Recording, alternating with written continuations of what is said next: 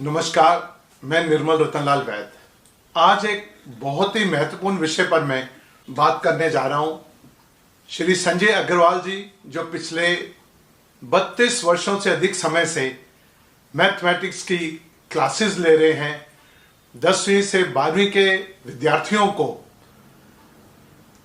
Mathematics पढ़ा रहे हैं। उत्तर भारत में सबसे प्रसिद्ध कोचिंग सेंटर है इनका।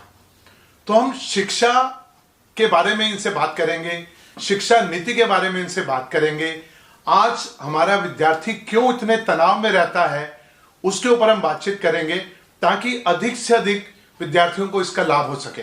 संजय जी, आपका नमस्कार। नमस्कार निर्मल जी, नमस्कार। तो संजय जी, मैं चाहता हूं कि आप, चूंकि आपका इतना समय, 3 दशक से अधिक समय आप प्रोफेसर भी रहे और इंजीनियरिंग भी किया, उसके बाद मैथमेटिक्स को ही आपने विषय चुना और उसी में आप शिखर पर पहुंच गए। तो हम ये चाहते हैं कि पहले तो थोड़ा सा आप अपने सफर के बारे में बताइए, किस प्रकार से आप यहां तक पहुंचे और कितने स्टूडेंट्स को आपके द्वारा लाभ हुआ। पढ़ाने का शौक तो मेरे को कॉलेज से ही था। तो जब मैं अपनी इंजीनियरिंग कर रहा था तो वहाँ पे भी मैं प्रोफेसर्स के बच्चों को पढ़ाता था, तो मेरा खर्चा सारा उसी से निकलता था और वो शौक मेरा कंटिन्यू रहा। इंजीनियरिंग करने के बाद मैंने जॉब किया, लेकिन बहुत कम साल किया, 1-1.5 साल जॉब किया और साथ साथ बच्चों को मैं उस समय भी पढ़ा रहा था। ऑफिस से आने के बाद फिर मेरे को लगा कि I should follow my own passion. तो instead of working for others I started working for myself. और क्योंकि वो पैशन था तो मैंने 2-3 बच्चों से पढ़ाना शुरू किया। पहले साल में मेरे पास 30 से ज़्यादा बच्चे हो गए और धीरे धीरे वही मैं पढ़ाता रहा। 6-6 घंटे, 8-8 घंटे हर रोज़ मैं पढ़ाया बहुत सालों तक। सैटरडे संडे को तो 12-12 घंटे भी पढ़ाया। उसमें मैं थकता नहीं था क्योंकि मैं अपना पैशन फॉलो कर रहा था। तो teaching is my first love. तो आई लव टीचिंग। तो अब तो हो गए मोर देन 30 ईयर्स मेरे को पढ़ाते हुए। तो आपके पास साइंस के सारे सब्जेक्ट थे, तो उसमें से आपने मैथमेटिक्स ही क्यों चुना? मैथ्स मेरे को लगता है सबसे आसान सब्जेक्ट भी है, पढ़ाने के लिए भी और पढ़ने के लिए भी। और खुद मैं मैथ्स में स्ट्रांग था in school as well as in college as compare to chemistry. तो मैंने मैथ्स भी पढ़ाया, कुछ साल मैंने फिजिक्स भी पढ़ाया, फिर वर्कलोड बढ़ता गया तो मैंने फिजिक्स छोड़ दिया। अदरवाइज फिजिक्स भी पढ़ाने में कोई परेशानी नहीं थी। तो फिर मैथ्स ही एक सब्जेक्ट रखा फिर मैंने। और उसी में आपने लगभग कितने स्टूडेंट्स को पढ़ा चुके हैं आप? एवरेज अब 89 से पढ़ा रहा हूँ। तो करीब मैंने अपने जो डायरेक्ट मुझसे पढ़े होंगे तो मोर देन 25,000 स्टूडेंट्स तो हो ही गए होंगे। क्या बात है जी। तो थोड़ा सा हम बातचीत करें कि आज हमारा विद्यार्थी परीक्षा से पहले बहुत अधिक तनाव में रहता है, उसका क्या कारण आप मानते हैं? उसका कारण सिर्फ एक है, बच्चे पूरे साल कम पढ़ते हैं। जितना उनको डे 1 से पढ़ना चाहिए उतना नहीं पढ़ते हैं। खासकर अब पिछले 10 सालों में ज़्यादा देखने को आया है। तो अगर वो अप्रैल में जैसे आपका सेशन शुरू होता है, अगर वो रेगुलरली पढ़ते रहेंगे थ्रू आउट द ईयर, उनको कोई तनाव नहीं होगा। आज का सिनेरियो, आज का ये पिछले कुछ सालों से जो मैं देख रहा हूँ, पूरे साल तो बच्चे इतना नहीं पढ़ाई में ध्यान देते हैं। फिर जब एग्ज़ाम सर पे आ जाता है, जब इनके प्री बोर्ड्स आते हैं जनवरी में, दिसंबर में, अब उनको एकदम नींद से जागते हैं, फिर वो पढ़ना शुरू करते हैं। समय होता है कम, सिलेबस हो जाता है ज़्यादा, इसके कारण वो फिर वो तनाव में आना शुरू कर देते हैं। तो जो बच्चे रेगुलर होते हैं डे 1 से, उनको कभी कोई तनाव नहीं होता क्योंकि आपको कोई ऐसा प्रेशर ही नहीं होगा। लास्ट डे में यू आर ऑलवेज प्रिपेयर्ड। तो आप, हमारी जो शिक्षा नीति है, 75 वर्ष हो गए हमारा देश आजाद हुआ, उस जो शिक्षा नीति हमारी उस समय बनाई गई और उसका आप देख भी रहे हैं कि काफी जगह विरोध भी हो रहा है, किसे हम अपने जो भारत में पहले शिक्षा नीति थी और जो आजादी के बाद की हुई, ब्रिटिश पीरियड में भी एक शिक्षा नीति थी, तो क्या आप इस शिक्षा नीति से संतुष्ट हैं या इसमें कुछ ऐसे अच्छे परिवर्तन होने चाहिए जिससे सर्वांगीण विकास हो सके बच्चों का? शिक्षा नीति तो अभी प्रोग्रेसिव है, अभी भी कुछ नए चेंजेस आ रहे हैं। अब पिछले 2 साल से पैटर्न चेंज कर रहे हैं ये लोग, केस स्टडीज़ वाले क्वेश्चंस लेके आ रहे हैं, प्रैक्टिकल्स भी लेके आ रहे हैं। तो गवर्नमेंट, सरकार और बहुत बड़े बड़े विद्वान लोग तो इस पे काम कर ही रहे हैं। मैं तो अपने आप को इतना विद्वान नहीं मानता हूँ कि इसके ऊपर ज़्यादा मैं अपनी राय दे सकूँ। लेकिन यस, सिलेबस कुछ जो मैं एज ए टीचर महसूस करता हूँ कि सिलेबस थोड़ा सा कम करना चाहिए बच्चों के लिए। सिलेबस हमारा बहुत वॉल्यूमिनस होता है। पिछले कुछ सालों में क्लास 11 का सिलेबस तो 50% रिड्यूस कर दिया गया है, तो क्लास 11 तो बहुत कूल हो गई है, उसको पढ़ना इजी है। क्लास 10 का भी सिलेबस बिल्कुल परफेक्ट है। क्लास 12 का अभी भी थोड़ा वॉल्यूमिनस है, कुछ टॉपिक्स उन्होंने रिड्यूस किए हैं, तो पहले से प्रेशर बच्चों के ऊपर कम है। तो गवर्नमेंट को भी, एजुकेशन डिपार्टमेंट को भी एक प्रॉब्लम आती है, अगर यहाँ सिलेबस कम करते हैं तो फिर आप एंट्रेंसेस में जब जाते हैं IIT के लिए, वहाँ का सिलेबस ज़्यादा होता है। तो जितना 12 का सिलेबस कम करेंगे या तो उधर का भी सिलेबस कम करें, तो फिर जंप आ जाता है। फिर बच्चों के लिए बहुत नेसेसरी हो जाता है कि उनको अलग से कोचिंग लेनी पड़ेगी क्योंकि वो सिलेबस मैच नहीं करता है। तो हर चीज़ के इफ्स एंड बट्स हैं। तो लेकिन यस, शिक्षा नीति में, लेकिन जो बच्चे मैंने यहाँ से देखा है जो अमेरिका जाते हैं, USA जाते हैं, इंडियन बच्चे वहाँ बहुत ज़्यादा अच्छा करते हैं as compare to American students. तो या तो यहाँ पे उनको ज़्यादा मेहनत करने की आदत है, ज़्यादा प्रेशर लेने की आदत है। तो जितने इंडियन स्टूडेंट्स USA में जाते हैं वो डेफिनेटली अच्छा करते हैं। अब यहाँ क्योंकि वो उनको वहाँ सब चीज़ें ना फिर आसान लगती है, उनके जो करिकुलम है या वहाँ के जो बच्चे हैं उनके पढ़ने के मुकाबले वो ज़्यादा अच्छा कर पाते हैं। वो उनका अधिक मेहनत करना वो मुख्य रूप से आप मानते हैं? हाँ, अधिक, क्योंकि यहाँ पे वो इतना उनको प्रेशर रहने के कारण पढ़ने की ज़्यादा कोर्स कंटेंट भी होता है, ज़्यादा प्रेशर भी होता है, तो वो ज़्यादा रवा हो जाते हैं बच्चे। तो वहाँ जाके वो आसानी से मैनेज कर पाते हैं। हमारी गुरुकुल शिक्षा प्रणाली थी, उसके बारे में आप थोड़ा बहुत तो जानते ही होंगे। गुरुकुल शिक्षा प्रणाली तो खैर मैंने भी नहीं उसके बारे में पढ़ा हो कहीं? हाँ, मैं मतलब हम भी इसी रॉट सिस्टम से निकले हुए हैं जी। हम भी स्कूल में ही जाते थे और ये सब करते थे। तो जो हम देखते हैं या जो सुना है, जो ये गुरुकुल वाली प्रणाली थी, जो अभी जो मैं थोड़ा बहुत सुनता हूँ, बाबा रामदेव जी ने भी शुरू किया है वहाँ पतंजलि हरिद्वार में, तो मेरे को लगता है कि वो अच्छी होगी। अगर मेरे को शायद दोबारा स्कूल जाना पड़े तो मैं उस पद्धति में जाने के लिए इच्छुक होऊंगा मैं। क्या बात है, क्योंकि वहाँ सभी विषयों के साथ संस्कृत भी पढ़ाई जाती है। संस्कृत भी पढ़ाते हैं और शायद थोड़ा मॉरल वैल्यूज भी वहाँ ज्यादा आएंगे बच्चों को ना। सर्वांगीण विकास तभी होगा ना जब आप व्यवहारिक ज्ञान भी मिले। हाँ। अभी हमारे बच्चों को केवल किताबी ज्ञान मिल जाता है। हाँ, ये स्कूल में तो खैर किताबी ज्ञान मिलेगा, यहाँ सारे हम पढ़ते मार्क्स के लिए हैं, नॉलेज और मार्क्स शायद ज्यादा प्रायोरिटी ले लेता है, नॉलेज उसके बाद आती है, बाकी मॉरल स्टडीज और ये सब तो बैकफुट पे चला गया। तो वो सब वापस आना चाहिए, जरूर आना चाहिए, तभी हम विकास। मैंने जापान के बारे में भी सुना है, जापान में थिएटर भी कंपलसरी है स्कूलों में। वो एक्स्ट्रा कैलकुलर एक्टिविटीज उतनी ही इंपॉर्टेंट है, मतलब 50% वहाँ एजुकेशन और 50% एक्स्ट्रा कैलकुलर एक्टिविटीज, जिसमें भी बच्चे का इंटरेस्ट हो, वो स्पोर्ट्स हो, वो चाहे आर्ट हो, मतलब कुछ भी ऐसा पढ़ाई के साथ साथ उन सब चीजों में, क्योंकि हर बच्चे में एक विशेष गुण होता है। हर बच्चा तो पढ़ाई में 100% मार्क्स नहीं ला सकता, और 100% मार्क्स लाने वाले भी कभी आप टॉप पर जो हैं वो कभी बहुत बड़े बिजनेसमैन भी नहीं बन पाते, वो सब नौकरियां ही करते हैं। तो जिनको बिजनेस का ज्ञान जो व्यवहार से होता है, आप देख रहे हैं कि हमारे यहाँ चांदनी चौक के जो बड़े बड़े बिजनेसमैन हैं वो 5वीं 6वीं 8वीं पास हैं और करोड़ों का बिजनेस कर लिया, जैसे धीरू भाई अंबानी कितने पढ़े लिखे थे। इस प्रकार से और बहुत सारे एग्जाम्पल हैं। तो उनकी शिक्षा स्कूल में उतनी नहीं हुई, लेकिन जो समाज में उनको काम करते हुए जो शिक्षा ग्रहण की, उससे उन्होंने अपने काम को विश्व में सबसे ऊपर लेके चला गया। लेटेस्ट में बिल गेट्स और मार्क जुकरबर्ग दोनों एग्जाम्पल है। ये जो एग्जाम्पल्स आप ले रहे हैं ना, ये बहुत चुनिंदा लोग हैं अगर आप परसेंटेज में देखें जी। तो जो अभी मैं शुरू में कह रहा था ना कि अगर एक कोर्स करिकुलम कम करते हैं तो बच्चों के ऊपर प्रेशर कम होगा, तो they will get more time to indulge in extra curricular activities. Course content ज्यादा होने के कारण, पढ़ाई का प्रेशर ज्यादा होने के कारण, तो बाकी एक्टिविटीज में इतना समय वो नहीं दे पाते, फिर माँ बाप का प्रेशर भी रहता है।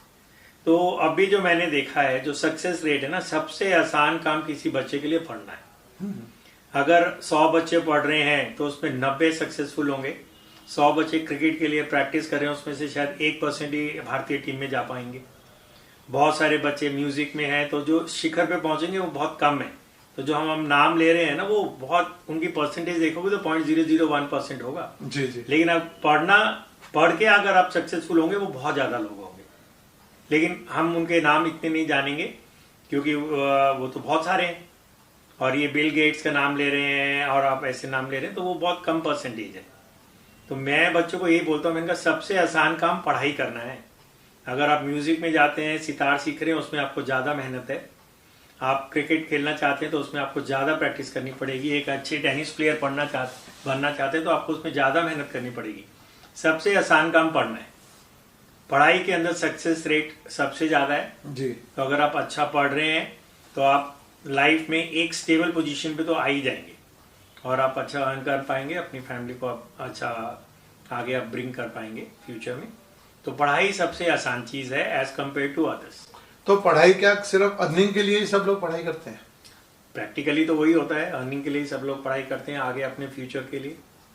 मतलब जो ज्ञान अर्जित, हमारे जो विद्यालय थे, विश्वविद्यालय थे, नालंदा, तक्षशिला जैसे भी, वो ज्ञान अर्जित करने के लिए सर पढ़ने के लिए जाते थे। हमारे महाभारत काल में भी इवन कृष्ण और राम भी गुरुकुल में जाके उन्होंने शिक्षा ग्रहण की। राजा का बेटा भी वहीं जाता था और उसी राज्य का एक गरीब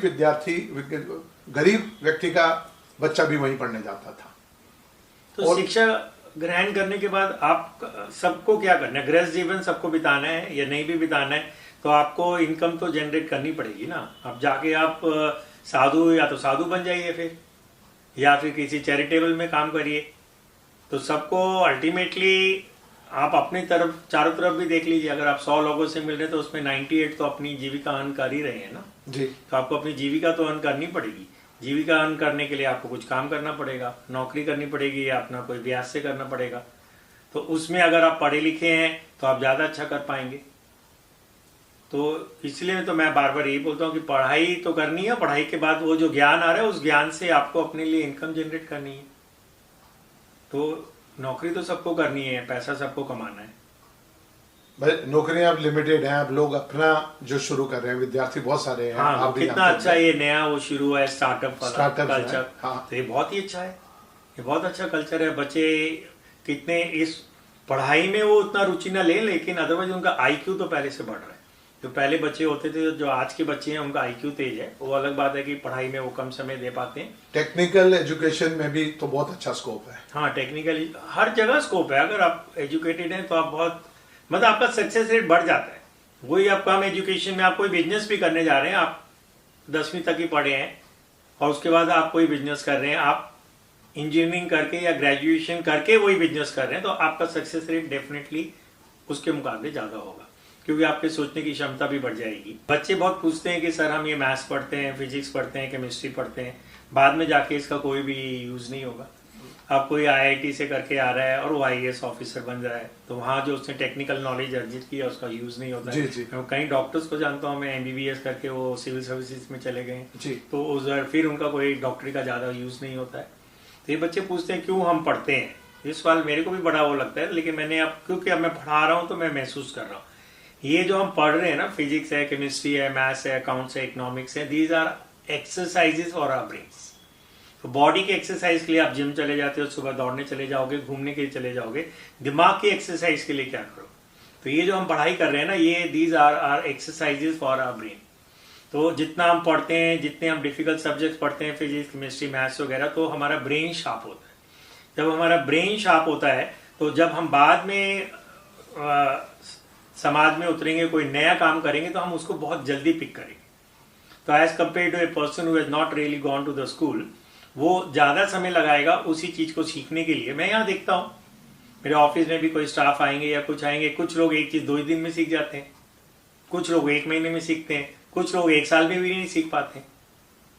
तो ये फर्क आ जाता है। अब IIT से कोई पास आउट बच्चा है, मेरा ही नेफ्यू है, उसने टेक्सटाइल्स में किया, अब वो स्टार्टअप में है, so is in the line of, पहले वो फाइनेंस में था, अभी किसी दूसरी लाइन में।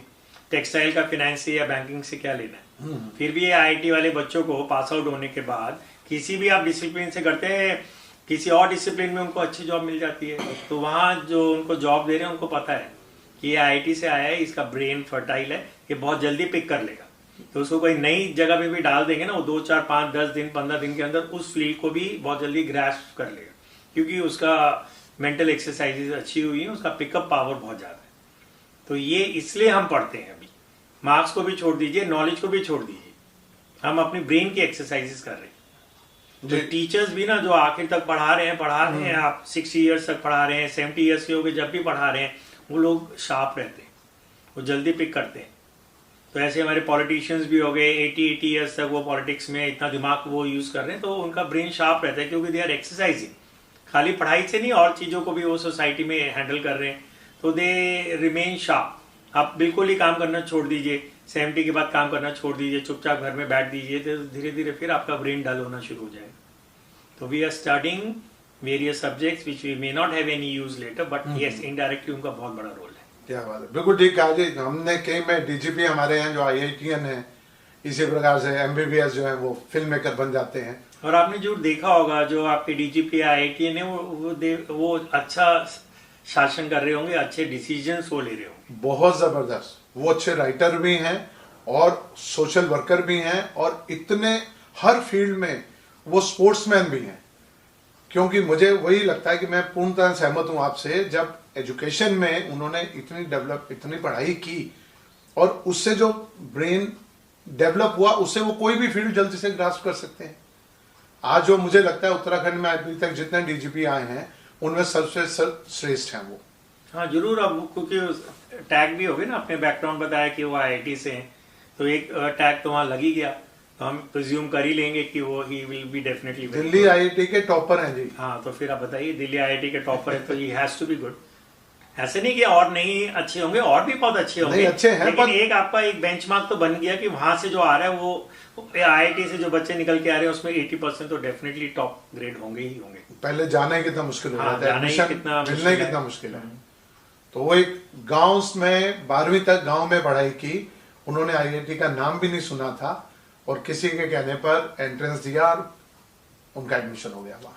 मैं इस माध्यम से ना एक और अपील करना चाहता हूँ, जो भी अगर इसको देखते हैं, अगर आपको कोई ऐसे बच्चे मिलते हैं ना कहीं जो रियली डिजर्विंग है, पढ़ना चाहते हैं लेकिन उनको फाइनेंशियल प्रॉब्लम्स आ रही हैं, लेकिन वो डिजर्विंग है, तो आप मेरे को कांटेक्ट करिए निर्मल जी के थ्रू। मेरे को बहुत खुशी होगी कि मैं ऐसे 10-15 बच्चों को तो कम से कम मैं आराम से उनको पूरी एजुकेशन तक मैं उनको सपोर्ट कर सकता हूँ। क्या बात है। तो मैं नहीं चाहूंगा कि कोई डिजर्विंग बच्चा हो और वो पढ़ना चाहता है लेकिन मॉनिटरी अभाव के कारण वो आगे नहीं बढ़ पा रहे। ऐसे बच्चे अगर आपको कहीं मिलते हैं, जरूर आप मेरे संपर्क में आइए, मैं पूरी उनकी मदद करूंगा। बिल्कुल जी, बहुत बहुत धन्यवाद जी। और आपने इतनी अच्छी महत्वपूर्ण बातें सुनी, और सबसे बड़ी बात इन्होंने जो कही, आप मेरे चैनल को देख रहे हैं, इस इंटरव्यू को देख रहे हैं, आपके पास कोई भी प्रश्न हो आप उसको लिखिए हमारे पास, हम दोबारा से संजय जी से आपकी बात कराएंगे। और जो बच्चे पढ़ाई में श्रेष्ठ हैं और केवल पैसा ना होने की वजह से नहीं पढ़ पा रहे, ऐसे संजय जी उन सब की मदद करने के लिए तैयार हैं। आप लिखें हमें, और उसके बाद हम पूरी कार्रवाई करने के बाद संजय जी के माध्यम से आपको अच्छी शिक्षा दिलाएंगे, अच्छी यूनिवर्सिटीज में भी पढ़वाएंगे। यही मैं आप सबसे कहता हूँ। बहुत बहुत धन्यवाद संजय जी। नमस्ते। बहुत आनंद आ गया आपसे बात कर। नमस्कार। नमस्कार जी।